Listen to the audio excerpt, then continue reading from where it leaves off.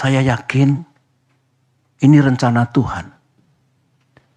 Dan rencana Tuhan selalu lebih indah dari rencana manusia. Insya Allah kita akan mendapatkan yang lebih baik di masa depan. Di sisi lain, meskipun kita dibeginikan oleh Capres Anies dan mitra koalisi kita, tetapi sesungguhnya kita harus bersyukur. Bersyukur kepada Allah Subhanahu wa Ta'ala, bersyukur kepada Tuhan yang Maha Kuasa. Mengapa? Ini alasan saya. Pertama, ya memang kita ditelikung dan ditinggalkan. Seperti ini. Sekarang.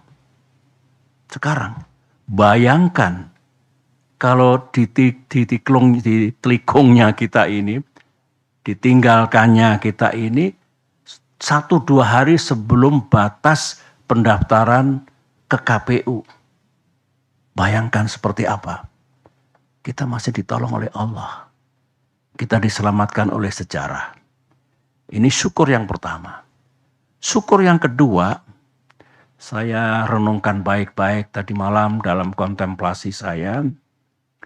Justru kita diselamatkan oleh Tuhan. Oleh Allah. Apa yang saya maksudkan? Kita tidak diizinkan oleh Allah untuk mendukung seseorang dan untuk bermitra dengan orang yang lain yang kalau kita teladani akhlak pemimpin besar bagi yang beragama Islam, akhlak Rasulullah, ya. Yang kita rasakan sekarang ini, mereka tidak sidik, tidak jujur, tidak amanah. Berarti tidak bisa dipercaya dan mengingkari hal-hal yang telah disepakati. Tidak memegang komitmen dan janji-janjinya. Nah, sekarang saja tidak sidik, tidak amanah, tidak memegang komitmennya. Bagaimana nanti kalau menjadi pemimpin dengan kekuasaan yang besar, rakyat akan diapakan?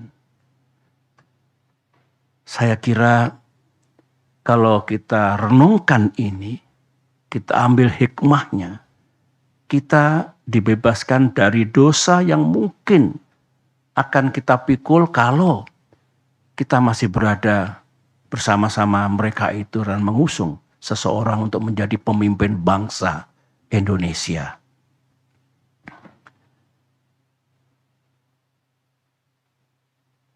Selain itu, kita ternyata juga tidak diizinkan untuk berkoalisi dengan seseorang yang sejak awal sudah melanggar dan mengingkari kesepakatan. Tertulis dalam kesepakatan koalisi, menjunjung tinggi prinsip kesetaraan, equality, dan kesetaraan. Ulangi, kesetaraan, equality, dan keadilan. Saya ulangi. Bayangkan kalau di masa depan kita punya mitra koalisi yang tidak tunduk, tidak patuh pada kesepakatan yang kita buat bersama. Apalagi kalau mendikte, mengatur yang lain, termasuk capres, memaksakan kehendak, dan tidak menganggap yang lain. Saya kira bukan itu koalisi yang hendak kita bangun. Sebagaimana pengalaman pribadi saya bersama-sama dalam koalisi selama 10 tahun yang menjunjung tinggi prinsip dan nilai-nilai yang baik, utamanya kesetaraan dan keadilan. Sekali lagi, kalau kita bersyukur. Karenanya, mari kita hadapi semua ujian dan cobaan ini dengan tegar. Sambil berikhtiar, kita mencari jalan keluarnya. Insya Allah Tuhan akan memberikan kita jalan terbaik ke depan ini. Para anggota Majelis Tinggi dan para kader yang saya cintai, ya sebetulnya kalau jujur ya, saya pun tidak menyangka atas terjadinya kejadian itu 3 hari yang lalu itu. Setelah setahun lamanya kurang lebih, koalisi ini bersama-sama berikhtiar, berjuang untuk bisa menjadi kenyataan dan bisa mengusung capres dan cawapres yang kita harapkan, yang juga diinginkan oleh rakyat. Tiba-tiba terjadilah peristiwa 3 hari yang lalu itu. Kalau saya harus berterus terang, sebetulnya saya tidak naif ya. Saya juga mengerti politik. Saya pernah menjadi capres 2 kali. Saya pernah bersama-sama membangun koalisi dengan mitra. Dan tidak ada yang saya rasakan seperti yang terjadi 3 hari yang lalu itu. Saya mengerti, ya kita semua mengerti, politik itu memang ya penuh strategi, penuh siasat, penuh taktik, caranya banyak. Tetapi saya tidak menyangka kalau tindakan itu sejauh ini, menurut saya melebihi batas kepatutan, moral dan etika dalam politik. Ya kasar, ya kalau bisa menggunakan istilah bahasa Inggris, it is really ugly. Mudah-mudahan kita tidak melakukan perilaku politik seperti itu. Ada lagi yang bagus dalam sidang majelis ini saya ungkapkan ya.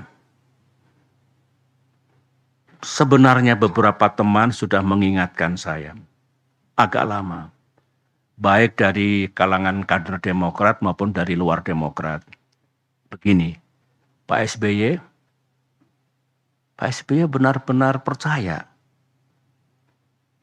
kepada orang itu atau kepada orang-orang itu. Saya jawab dengan praduga yang baik, prasangka yang baik, saya percaya. Teman itu mengatakan, ya silakan saja dilihat nanti. Yang penting saya sudah mengingatkan. Nah, kalau saya ingat kembali yang diingatkan teman-teman itu lebih dari 1, keputusan sepihak kemarin itu, saya boleh mengatakan keputusan gelap seperti itu tidak sesuai dengan rules kesepakatan, ternyata atau barangkali mengandungi kebenaran. Anggaplah kita salah kali ini. Tetapi kita belajar. Mudah-mudahan kita tidak salah lagi ke depan. Dan mudah-mudahan dengan izin Allah dan ikhtiar kita, kita juga tidak kalah nantinya. Amin.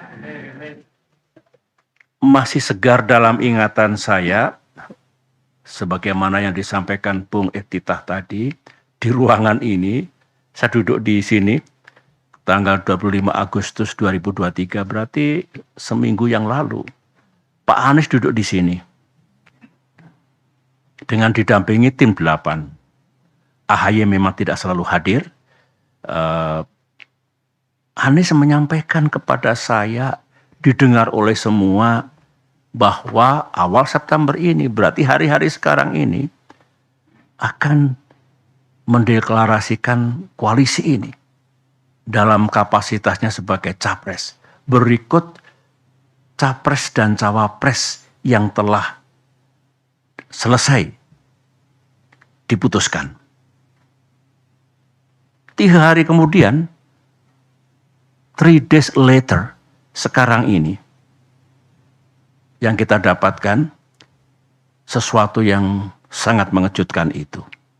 Dan saya ini orang tua, berapa kali Pak Anies datang ke sini dengan semangat yang luar biasa, kata-kata yang luar biasa baiknya. di Cikias ini 2 kali, di Malang, di Pacitan. Dengan kejadian seperti itu, tidak ada satu kata pun yang disampaikan kepada saya. Dan tentu kepada ketua umum kita. Saya memang sebagai orang tua, kok jadi begini? Ini saya kira semua merasakan perasaan kader kita di seluruh tanah air, emosi, kemarahan, yang diekspresikan dengan cara yang berbeda-beda. Nah, saya kebanjiran tadi malam, 2 malam tuh sampai subuh di sini. Sejak pagi kita bekerja. Pesan datang dari mana-mana, baik dari kader maupun non-kader, dan rata-rata memang emosional, ya. Ya, saya paham lah. Dari sekian banyak ribuan saya kira yang merespon, yang memberikan message itu, ada 2 yang menarik bagi saya. Ini kata-katanya kurang lebih seperti ini. Aku tahu politik itu memang banyak akalnya, tapi tak kusangka buruk banget ini. Korbannya AHY dan Demokrat. Begitu. Ada lagi komentar, ini Demokrat kena prank dari musang berbulu domba. Terus saya kok ingat, musang berbulu domba, ini kan peribahasa yang lama ini. Ingat saya kira waktu kita sekolah di SD, SMP, pernah belajar banyak sekali peribahasa. Tapi musang berbulu domba itu di depan bersikap baik, manis, lembut, penuh persahabatan. Tapi di balik itu kalau kita lemah dan lengah, ini lengah ini, kita akan dicaplok dan dimakan sampai habis. Peribahasa musang